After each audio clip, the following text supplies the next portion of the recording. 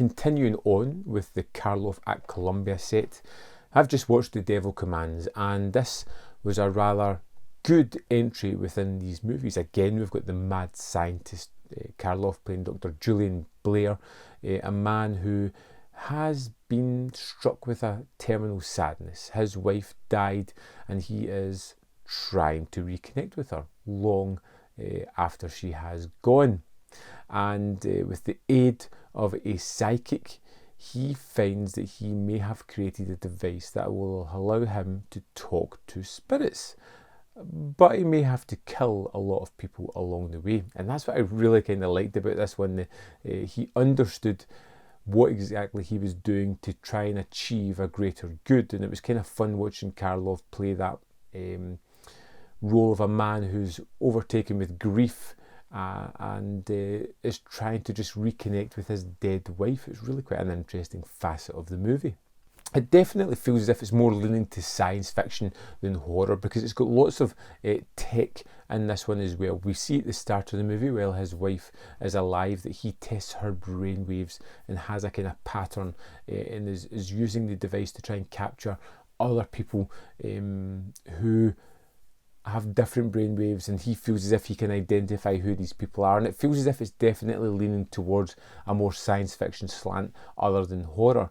The really misleading title and poster in this one is just almost unforgivable. The Devil Commands has nothing to do with this movie whatsoever, about a man struggling with grief, trying to reconnect with his dead wife, and a psychic who sees a way of possibly talking to the real dead and can use it to her advantage. I kind of like the start of the movie where he's got his daughter, and he kind of gets estranged from her thanks to the psychic, who comes in and kind of poisons the situation, and then they kind of leave and move to a crazy spooky hilltop house that just adds buckets of atmosphere as these people move to a new community and become the talk of the community, as people start to talk about that spooky house on top of the hill and about the strange doctor and his crazy experiments that are going on there. It kind of creates a lore for a lot of those kind of tropes, and I really appreciated that. I loved the aspect of the psychic who comes in and becomes an almost surrogate wife who is trying to help him get what he wants, although you kind of see that there's money in her mind behind this whole ideal and how he is going about trying to create it.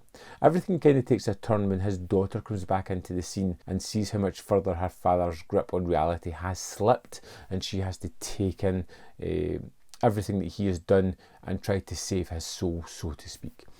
It's a kind of fun movie, The Devil Commands. It has some really interesting ideas, got some cool sets and set design in amongst it as well.